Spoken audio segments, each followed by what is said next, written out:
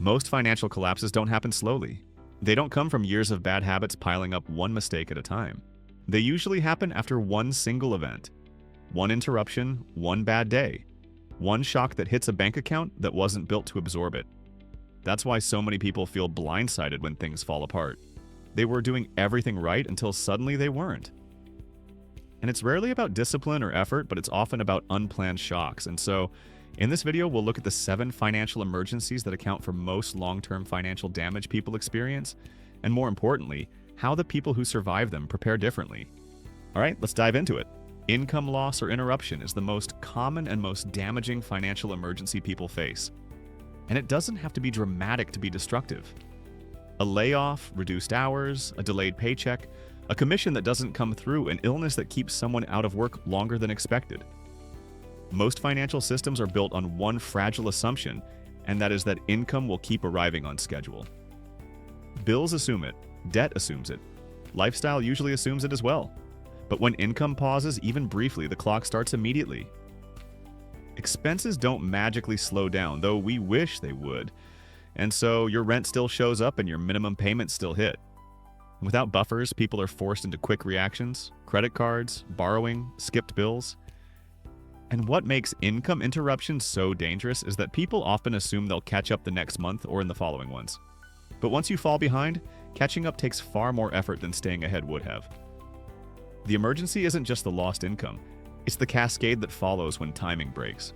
Next, medical costs ruin finances far more often than people expect, and usually not because of major illness. It's actually the gaps.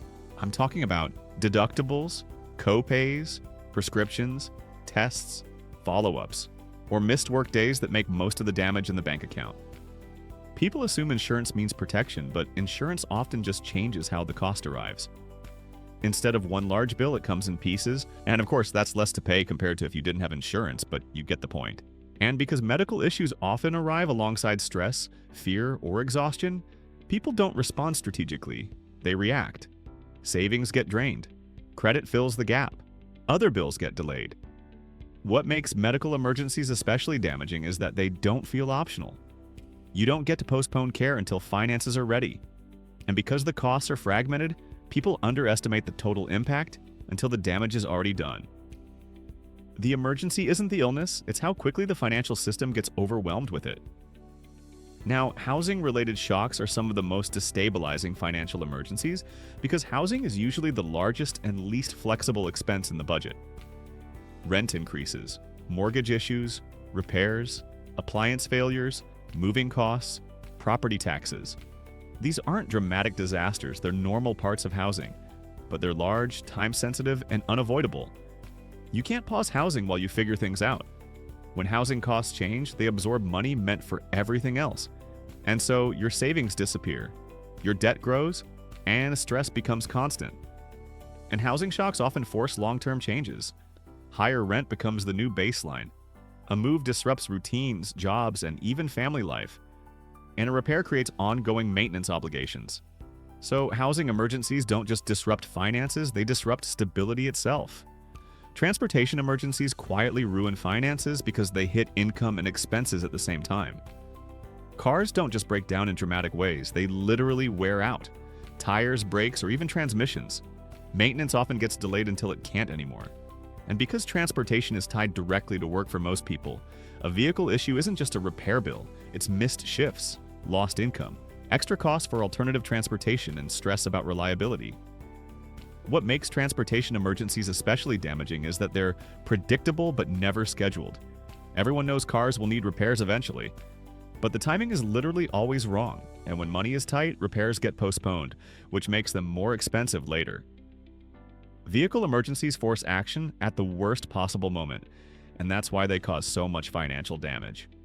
Debt-driven emergencies don't start with something going wrong in real life. They start inside the financial system itself. A balance grows, interest compounds, minimum payments rise, promotional rates end.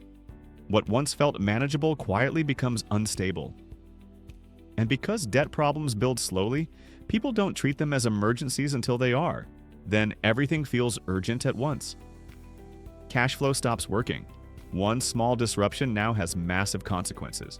options shrink, stress spikes, debt becomes the emergency, and once debt is the emergency, every other problem becomes harder to solve.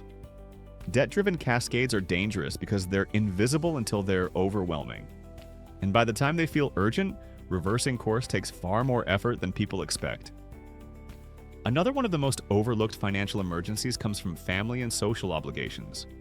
Helping a relative, supporting a friend, providing for your partner, covering costs during illness, crisis, or a transition, even paying for travel, housing, childcare, or basic needs when someone else can't. These expenses don't show up in budgets. They aren't planned for, and they rarely feel optional. Emotional pressure makes them urgent. Saying no feels wrong. What makes these emergencies so damaging is that they're invisible in most financial advice, but they happen constantly. And because people don't frame them as emergencies, they absorb the cost quietly, often at the expense of their own stability. Over time, these decisions compound. Savings disappear, debt grows, stress builds. And people blame themselves for poor money management, when in reality, they were responding to real human obligations with real financial consequences. Finally, one of the most painful financial emergencies isn't always about losing money directly. It's about being forced into bad timing, selling assets when markets are down, withdrawing from retirement accounts early, cashing out investments to survive, or missing opportunities because everything is tied up in crisis management. These emergencies don't always show up on bills, but they change trajectories. They lock in losses, they erase future growth, they alter long-term outcomes permanently. What makes this especially damaging is that people don't count what didn't happen as a cost. But opportunity loss compounds quietly. Years later, people wonder why progress feels slower than expected. Often, the answer traces back to decisions made under financial pressure. The emergency didn't just take money, it took time, options, and momentum as well. Here's the pattern most people miss. These emergencies aren't rare, they're actually quite normal.